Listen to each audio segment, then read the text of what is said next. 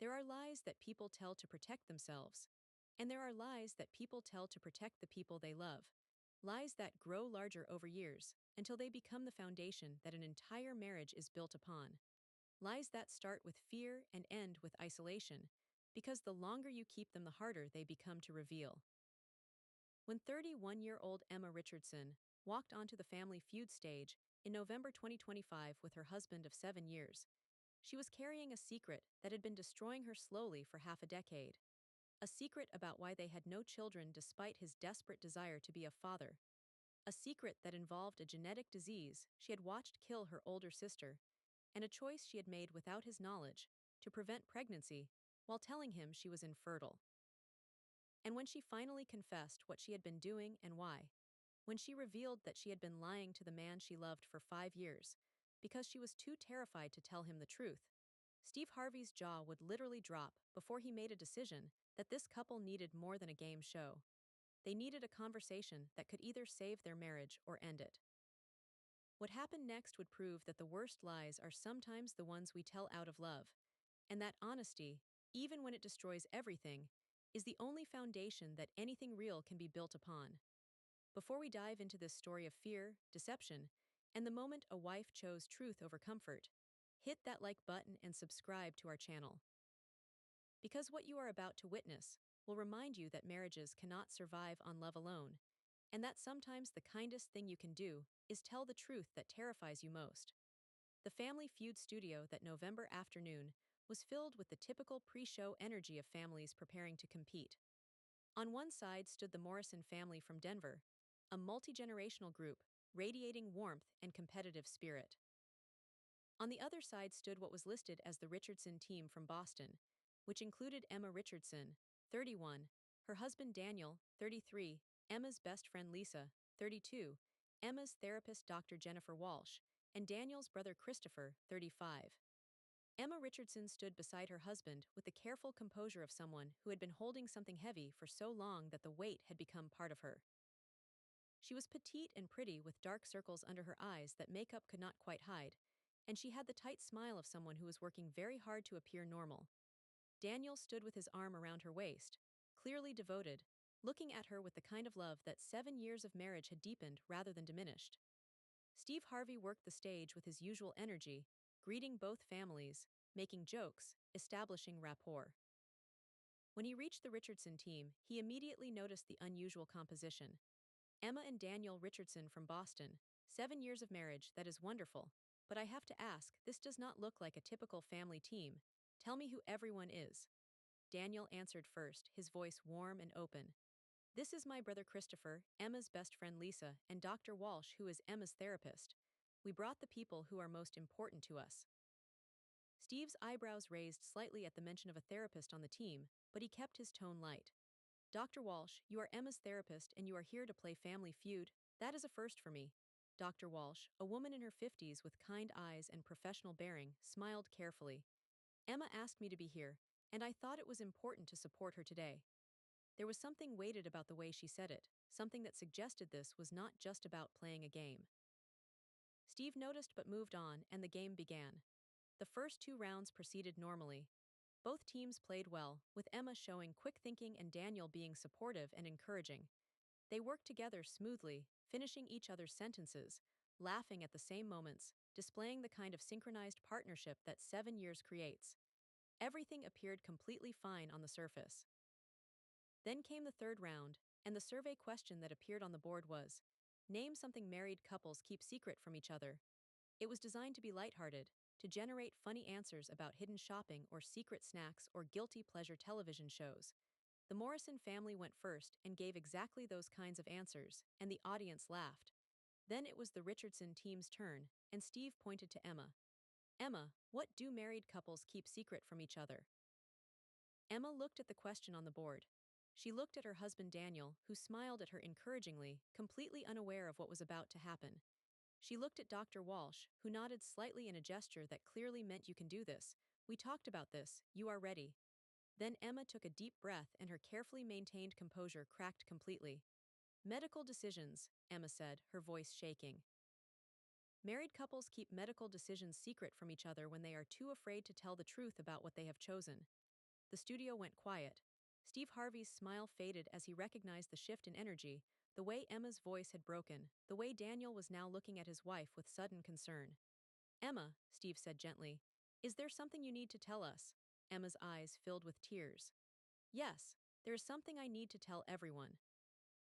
Something I should have told Daniel 5 years ago, but I was too afraid, and I cannot keep lying anymore, I just cannot. Daniel's face showed confusion mixed with growing alarm. Emma, what are you talking about? What have you been lying about? Emma turned to face her husband fully, tears now streaming down her face. Daniel, you think I am infertile. You think we have not been able to have children because something is wrong with my body, because we have just been unlucky, because it is just not happening for us. But that is not true. That is not true at all. Daniel's expression shifted from confusion to something that looked like dawning horror. What do you mean that is not true? I mean I am not infertile. I mean I have been preventing pregnancy deliberately for the last 5 years. I mean I have been lying to you about trying to get pregnant while secretly taking birth control, and I have been doing it because I am terrified, and I did not know how to tell you the truth. The words came out in a rush, years of deception spilling out all at once. Daniel stepped back from his wife as if she had physically struck him. Steve Harvey's jaw literally dropped, his mouth hanging open in shock. The studio was completely silent except for the sound of Emma crying. Steve Harvey recovered first. Hold on, everyone hold on. Emma, are you saying you have been lying to your husband about being infertile for 5 years? Yes, Emma whispered. And you have been secretly preventing pregnancy while he thought you were trying to get pregnant. Yes, Daniel's voice was barely controlled.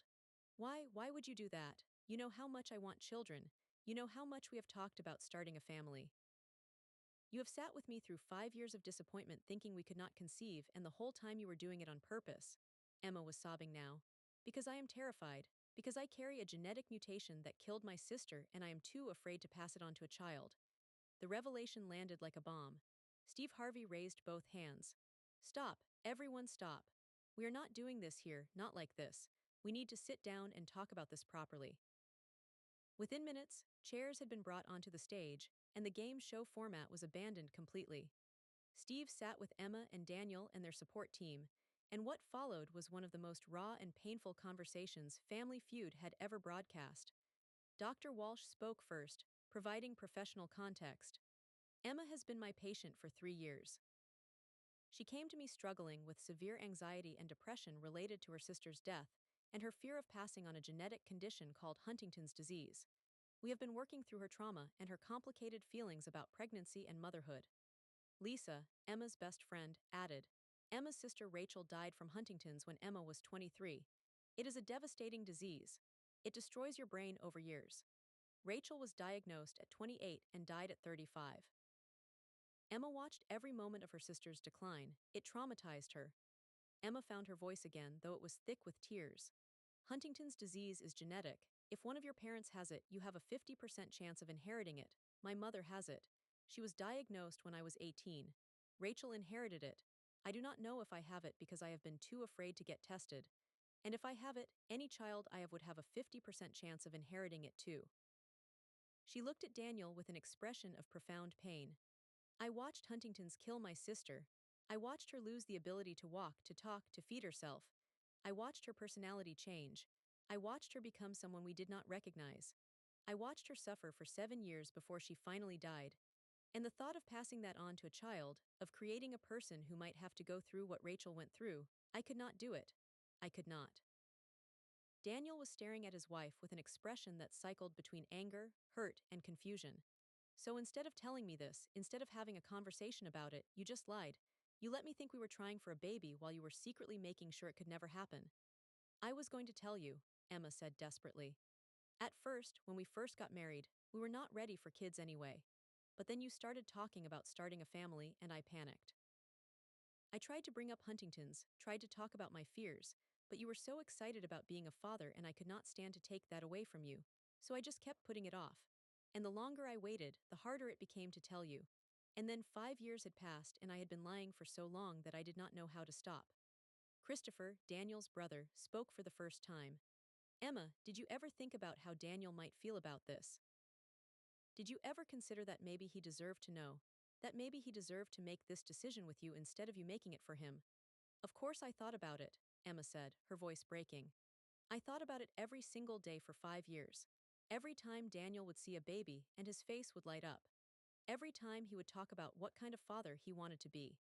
Every time we would have the conversation about why we were not getting pregnant, and I would have to lie to his face. I thought about it constantly, but I was too afraid of losing him, too afraid of the conversation, too afraid of everything. Steve Harvey, who had been listening with an expression of deep concern, leaned forward. Emma, I need you to help me understand something. You have been carrying this fear about Huntington's disease for years. Have you talked to doctors? Have you looked into your options? Dr. Walsh answered. We have discussed this extensively in therapy. There are genetic tests that can tell Emma whether she has inherited the mutation.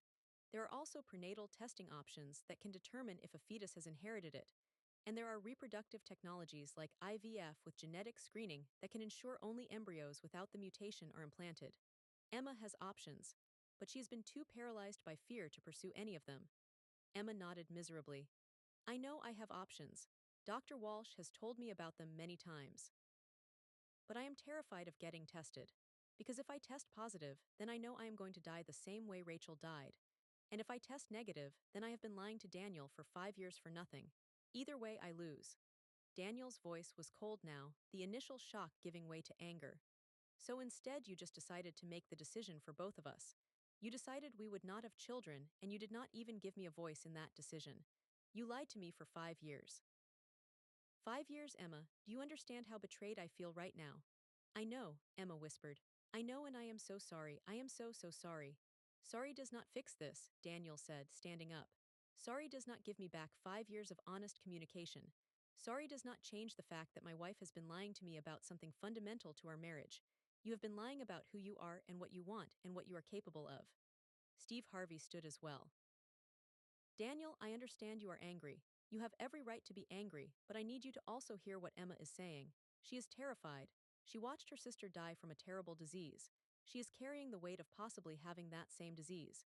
And she made a choice, a bad choice to lie rather than to have a difficult conversation, but she made that choice out of fear, not out of malice.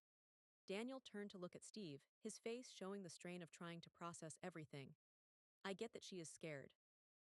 But she should have trusted me with that fear. We are supposed to be partners. We are supposed to make big decisions together, and instead she made the biggest decision of our lives alone and lied about it.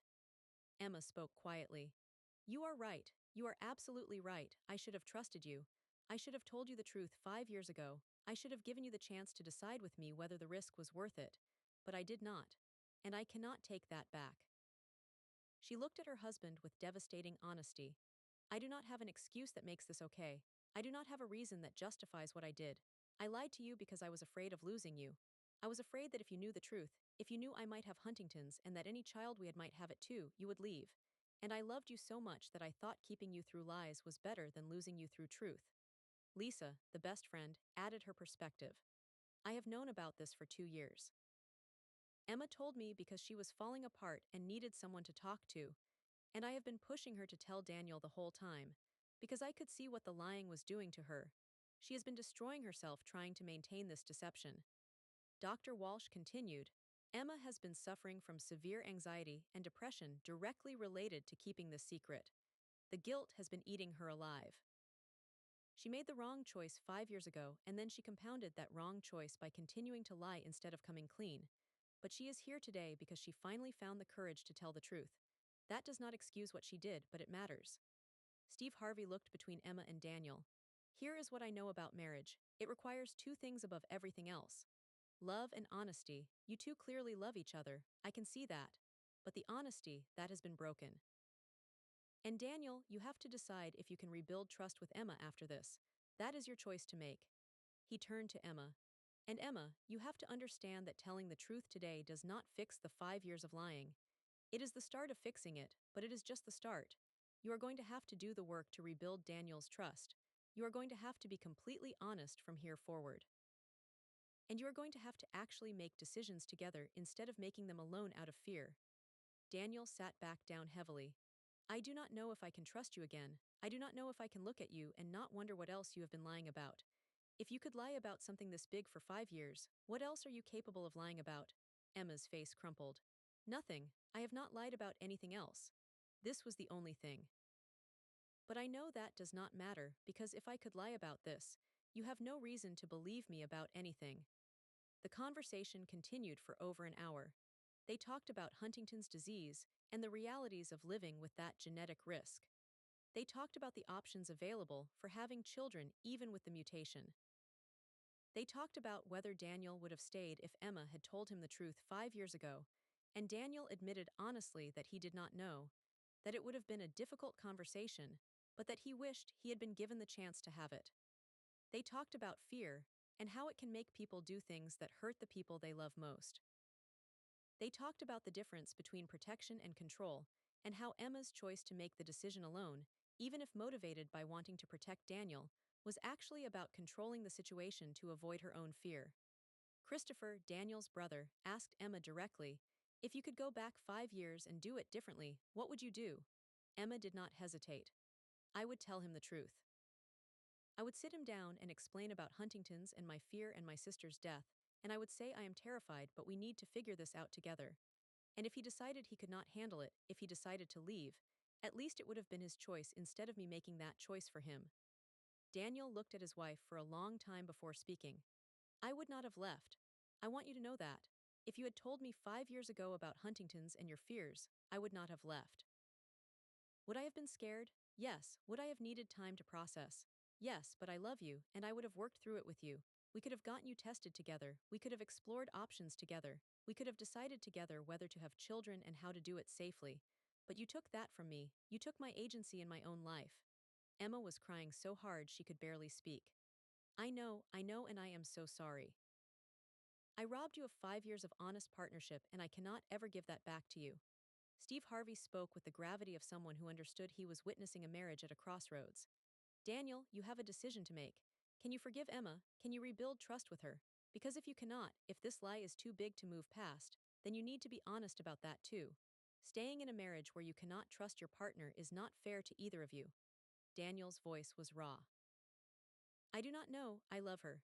I do not think that changes just because she lied to me, but I do not know if I can trust her again. I do not know if I can ever look at her and not think about 5 years of lies." Dr. Walsh spoke with professional insight. "Trust can be rebuilt, but it requires complete honesty going forward, transparency, probably couples counseling, and time. Emma would need to commit to total openness. That means getting tested for Huntington's, sharing the results whatever they are, having honest conversations about children and all the options available. No more secrets, no more decisions made alone out of fear." Emma looked at Daniel with desperate hope. "I will do whatever it takes. I will get tested. I will go to any counseling you want. I will be completely transparent about everything. I will spend the rest of my life earning back your trust if you give me the chance." The episode that aired 3 weeks later was unlike anything Family Feud had broadcast. The producers included extensive information about Huntington's disease, genetic testing, reproductive options for people with genetic conditions, and resources for couples dealing with trust issues. They created educational content about the importance of honesty in relationships and the ways that fear can drive people to make destructive choices. The response was immediate and complex.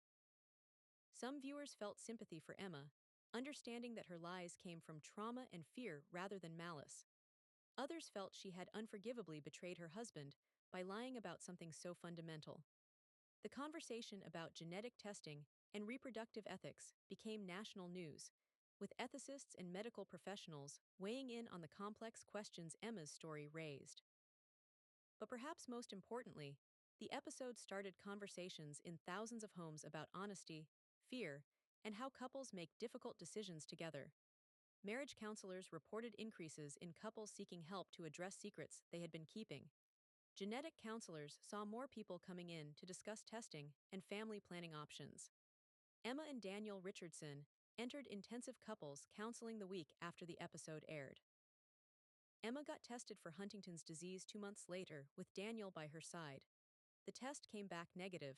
Emma did not have the mutation. She would not develop Huntington's disease. Any children she had would not be at risk. The relief was profound, but it was also complicated.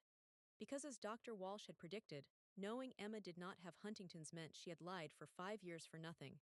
The fear had been real, but the biological risk had not been. Daniel struggled with that knowledge, struggled with understanding that the thing his wife had been so afraid of was not actually going to happen. 6 months after the Family Feud episode, Emma and Daniel gave an interview about their marriage. "We are still together," Daniel said. "We are working on it. It is hard. There are days when I am still angry about the lying, days when I question everything, but we are committed to rebuilding." Emma added, "I take full responsibility for what I did. I betrayed Daniel's trust. I made a terrible choice out of fear and then I compounded it by continuing to lie for years. I am in therapy. We are in couples counseling. And I am working every single day to be the partner he deserves." When asked about children, Daniel said, "We are not there yet. We need to rebuild our marriage first before we can talk about expanding our family." But knowing that Huntington's is not a concern, knowing that any children we have will not be at risk, that takes away the medical barrier. Now we just have to deal with the trust barrier. 2 years after the episode, Emma and Daniel renewed their vows in a small ceremony. It was not a declaration that everything was healed, but an acknowledgement that they had chosen to stay and rebuild. "Our marriage now is different than it was before," Emma said in an interview marking the occasion. "It is more honest. More difficult, less comfortable, but it is real in a way it was not before. Because now Daniel knows all of me, including the parts that are afraid and broken and capable of making terrible choices." 5 years after the Family Feud confession, Emma and Daniel welcomed their first child, a daughter named Rachel after Emma's sister. The pregnancy was healthy and uncomplicated, free from the shadow of Huntington's disease. Emma spoke about the experience in an interview.